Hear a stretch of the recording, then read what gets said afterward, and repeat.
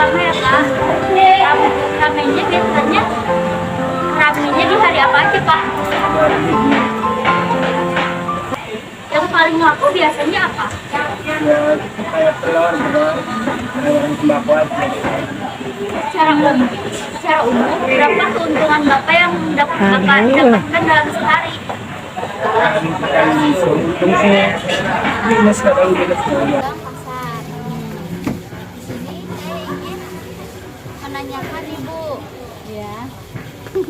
Udah berapa tahun Ibu jualan di sini? Udah lama ya. Udah biasanya pembeli paling ramai hari apa ya Bu? Ya antara hari Jumat sampai rame Atau hari-hari tertentu? iya hari-hari tertentu sama hari-hari besar gitu. Oke, ya. Siap. Di sini Bapak namanya siapa ya? Yanto Ya. Sudah berapa lama berdagang di sini? 2 tahun. Selain di tempat ini, adakah tempat lain untuk untuk berdagang lagi? Juga. Biasanya hari laku hari apa aja ya? Ramenya Minggu sama Sabtu teh. Oh, oke. Sekian, makasih ya. Doain aja semoga bisa ulang tahun. Ulang tahun tiap hari baik. Di sini saya bersama teman-teman saya, Karina dan Naura. Di sini saya ingin bertanya-tanya nih Teh. Sudah berapa lama Teteh berjualan di sini? Sudah 3 tahun.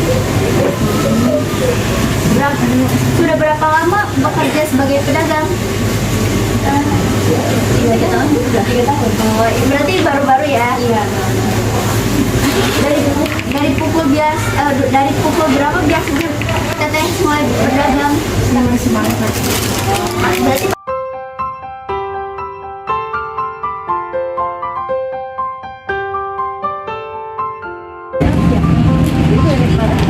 Dari SMP 6 kota kedua. Iya. Tugasnya ini dari bikin makalah atau buat video aja?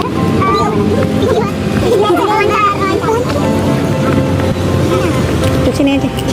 Nah, mungkin sebelum masuk ke bagian dalam, ini kalau dari luar kelihatannya kayak kecil banget guanya. Cuma kalau kita ke dalam sekitar saya akan mungkin memberikan cerita sedikit sejarah dari kita mencari gua Sunyaragi. Setelah kita mencari gua Sunyaragi, Sunyaragi ini diambil dari 2 kata, yaitu sunyi ini yang artinya sunyi dan lagi yang artinya raga. Pada zaman dulu, gua Sunyaragi digunakan sebagai tempat mensunyikan raga atau bersemedi dari keluarga kesultanan. Nah, sekarang kita ini lagi di bagian belakang dari namanya Gedung Pesanggerahan. Gedung Pesanggerahan ini dibangun tahun 1848, jadi dibangun setelah Gua Sunyaragi selesai. Dibangun oleh Ki Ageng pada zaman dulu fungsinya sebagai tempat bermalam atau menginapnya keluarga sultan. Atau bisa dibilang sebagai vilanya sultan zaman dulu ketika mereka sedang berkunjung ke Gua Sunyaragi. Jadi terdapat 2 kamar, salah satunya digunakan sebagai kamar sultan dan keluarganya, sedangkan yang satunya juga digunakan sebagai tempat kamarnya Ngabihi. Yang utama biasanya adalah dulunya menggunakan batu karang laut dari pantai selatan tadi, pantai selatan Gunung Kidul. Nah, jadi pertama ada namanya Gua Petang sebagai akun dari Gua Sunyaragi, sesuai dengan namanya petang ini artinya gelap. Nah, kalau Gua Petang ini digunakan sebagai tempat bersemedi, tempat berdirinya raga untuk mendapatkan ridho Allah untuk kebaikan hidup. Dapat menyaksikan di tempat tertakor di bagian yang pertama yang terasa. Sunan Gunung Jati masih memiliki hubungan dengan Nabi Muhammad SAW dari Sayyidina Hussein. Untuk yang ke China itu karena dari istri Sunan Gunung Jati yang bernama Putri Ongtin yang berasal dari China.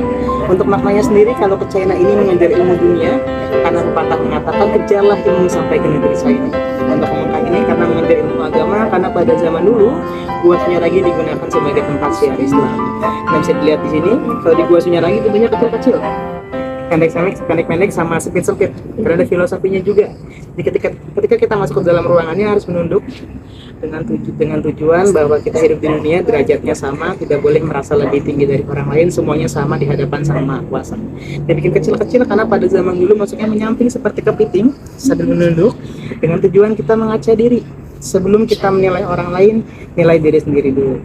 Itu filosofi yang ada di Gua Sunyaragi,